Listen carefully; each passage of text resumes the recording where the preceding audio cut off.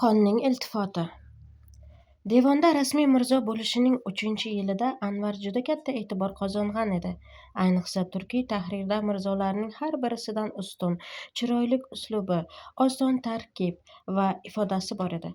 Buni mirzolardan boshlab saroy shoirlari, saroy muftiylari, bosh munshiy Muhammad Rajabbek, hatto xonning o'zi ham e'tirof qilar edilar. Xudoyor muhr bosish asnosi yozilgan yorliq va nomalarni o'qitib eshitar. Munchiylarning eshitilmagan arab va fors so'zlari orqali to'qigan yarim turkiy jumlalariga aksar vaqt tushunmas. "Enalaring arabqa tekkanmi?" deb mirzo muftiylarni koyir edi. Ammo Anvarning yozgan har bir jumlasini musiqiy kabi rohatlanib tushunib tinglar va shu bola barilarg'ingdan ham o'qiganroq chiqar deb boshqa mirzolarning yuragiga o't yoqar edi. Muhammad Rajab Munshi keyingi kunlarda muhim taskiralar tahririni Anvarga topshiradigan bo'ldi. O'zi biror joyga ketadigan bo'lsa, devon idorasini Anvar qaramog'iga qoldirar, har bir to'g'rida ham boshqalardan ko'ra Anvarga ishonar edi. Zero Anvar har bir ishni to'g'ri va xolis ado qilar, vazifasidan tashqari ishlarga kirishmas, oladigan maoshidan ortiqcha tamaga tushmas edi. Bu o'rinda Anvarning bir xususiyatini ataynoq yozib o'tishga burchlimiz. O'rus istibdod idorasi yonidagi musulmon qozixonalari va ulardagi mirzolarni har kim xotirlaydir. O'sha mirzolarning unar-unmasga qalam uchi so'rashlari, kichkina ishni ulg'aytib mazana chiqarish harakatlari ham bizga ma'lumdir. Shu qozixona mirzolari va ayni hikoyamizning mavzui bo'lgan Xudoyor saroyi munshiylarining kichkina nusxalari edilar. Xonga yoziladigan arzidodlar saroy mirzolaridan tashqarida tahrir qilingan bo'lsa, aksar vaqt ishga oshmas edi. Ya'ni chetda yozilgan ariza qabul qilinsa ham, ariza egasi qalam uchini begona qilgani uchun arizani xonga va sarmunshiyga ko'rsatmay yirtib tashlar edilar. Ariza egasi natija so'rasa, arizangizni savodsiz kishi yozgan ekan, janob, iltifotsiz qoldirdilar deb savodli kishidan boshqa ariza yozdirib berishga maslahat ko'rsatar edilar.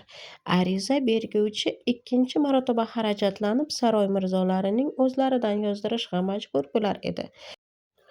Bundan boshqa bir-birlari ustidan xonga shikoyat qilish, o'zaro bitmas adovat ham davom etib, aksar bir-birlarining tegiga suv ham qo'yib turar edilar.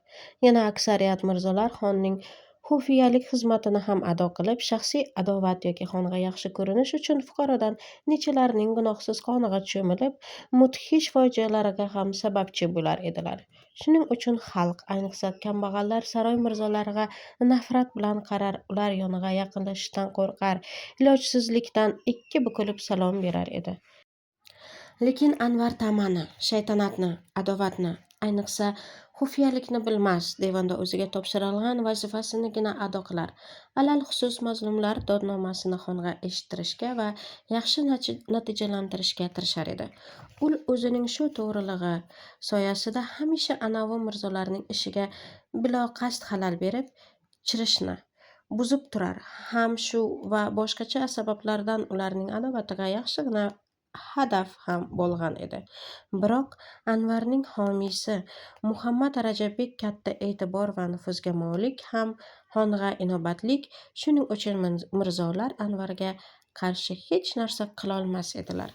Mirzolar orasida Anvarga tish tirnog'i bilan qarshi bo'lgan Shahodat muftiy kabi keksa mirzolar yashaganlaridek, uning iste'dod va zakosiga xolis maftun bo'lgan Sultonali kabi mirzolar ham bor edilar.